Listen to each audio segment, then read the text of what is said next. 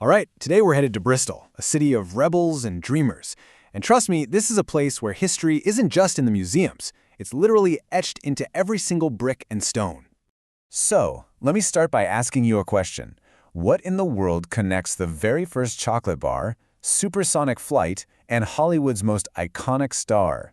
It sounds a bit like a trick question, doesn't it? A sweet treat, a piece of insane technology, and a screen legend.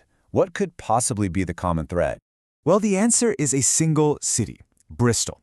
And it is a place just packed with profound contradictions, where it really feels like every street corner has some kind of secret history just waiting for you to find it. And we're going to start with how Bristol was literally engineered into being. This is a story born from sheer necessity, but built by some absolute geniuses. You see, the city's actual landscape, its geography, presented this massive challenge, and it demanded a solution that was just as massive. It all boils down to this one number, 43 feet. Think about that, 43 feet. That is the tidal range of the river Avon, which happens to be the second highest on the entire planet.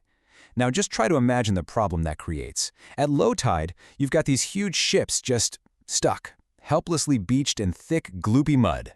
So what do you do? Well, back in the early 1800s, engineers took on this just monumental task. They dammed the river, dug a 2-mile diversion channel, mostly by hand, by the way, and created what's known as the floating harbor. It's basically a 70-acre lake locked right in the middle of the city, so ships could stay afloat 24/7. It was an absolute masterpiece of engineering. And you know, that whole problem is where a famous phrase actually comes from: shipshape and Bristol fashion. It became this shorthand for something being done right, for real quality. It meant a ship's hull was built tough enough to literally rest on the hard riverbed when the tide went out without breaking. It was a standard of quality demanded by the city's geography.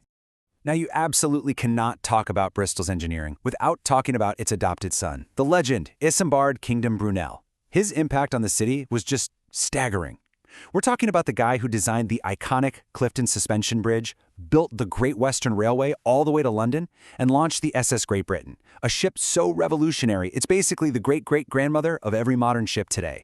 But here's the thing that really gets me. It wasn't just about these amazing individual projects. What was truly remarkable was the sheer scale of his ambition. He saw the big picture. He imagined this single, seamless transport system. A passenger could board his train in London, switch to one of his steamships in Bristol, and disembark in New York. It was a global vision, and Bristol was right at the very heart of it. So that's the engineering side. But that ambitious spirit wasn't just confined to building things. Bristol has this whole other side to its personality, an identity forged in protest. This is a city with a long and, often pretty turbulent history of speaking out against injustice. And you can trace this rebellious streak right through the centuries. It's like this constant, powerful current running underneath everything. Way back in 1831, you had the Reform riots where people were literally burning down buildings over the right to vote. Fast forward to 1963 and you get the incredibly important Bristol bus boycott. And then, of course, in 2020, an event that made headlines all over the world, the toppling of the Edward Colston statue. It is a clear, unbroken line of activism. And that 1963 bus boycott is so crucial to understand. This was a grassroots campaign led by local residents that went on for 4 months. They successfully overturned the racist hiring policies of the bus company, but its impact was national. It directly helped pave the way for the UK's first ever legislation against racial discrimination. Local action leading to national change. Okay, let's switch gears a bit. We've done hard history, now let's dive into the weird stuff. The myths, legends, and some frankly bizarre hoaxes that have shaped Bristol's identity just as much. So how do you explain a natural feature as dramatic as the Avon Gorge? Well, folklore has an answer. 2 rival giants, Geiston and Gorham. The story goes they were competing for the affection of the giantess Avona. To win her over, they had to dig a channel to drain a lake. Geiston, the ambitious one, just powered through hard limestone, carving the gorge we see today. Gorham, the lazy one, took an easier route, fell asleep on the job, and lost the girl. From giants to princesses. Imagine this. It's 1817, and a young woman appears in a village, speaking a language nobody can understand, dressed in these exotic clothes. I mean, really, could a mysterious princess just appear out of nowhere? Well, for a while, Bristol society totally believed it. She claimed she was Princess Caribou from the island of Javasu, and she became a huge local celebrity. The truth? She was Mary Baker, a cobbler's daughter from Devon, and her language was just a mix of gibberish and Romani words. It remains one of the most audacious and successful social hoaxes in history. And here's a legend you can still go and touch.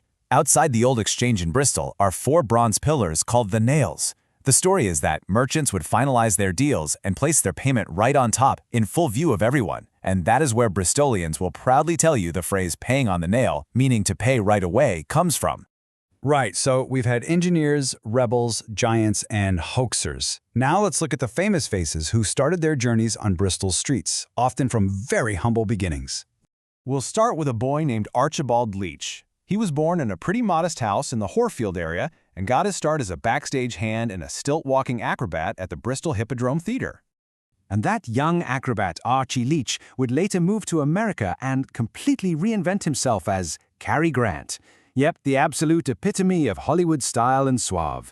He actually developed that famous mid-Atlantic accent specifically to hide his Bristolian roots, though he returned to the city often to visit his mother. And that rebellious spirit is still alive and well on Bristol's streets. Decades later, another local would achieve global fame, this time as the world's most famous anonymous artist. Banksy's journey from the 1990s graffiti scene to becoming a global phenomenon just perfectly embodies the city's subversive, anti-establishment soul. But it's not all art and acting. Bristol has produced world-changing scientific minds. Take Paul Dirac, a Nobel Prize-winning physicist who predicted antimatter. He was famously so quiet his colleagues invented a unit of speech in his honor, a Dirac, which meant 1 word per hour. And then there's Elizabeth Blackwell. Born in Bristol, she crossed the Atlantic and became the very first woman in the United States to earn a medical degree, smashing barriers for women in science everywhere. So what does Bristol look like today when you put it all together? Well, it's this complex mosaic. It's still a historic port, but it's also known as the Silicon Gorge Tech Hub. It's a UNESCO City of Film, thanks to Aardman Animations, and a former European green capital. And crucially, it's a city that is still actively grappling with the more difficult parts of its own legacy. And that really shows you the city's defining transition. From a past founded on maritime trade with both the immense wealth and profound tragedy it brought, Bristol has completely reinvented itself. Today, it's a leader in aerospace, digital media, and environmental innovation. It's a city that is constantly evolving. In the end, Bristol's story proves that a city's identity is written in its architecture, its legends, and in the spirit of its people. And it leaves us with a question, doesn't it? What hidden histories of rebels, giants, or dreamers are waiting to be discovered right where you live?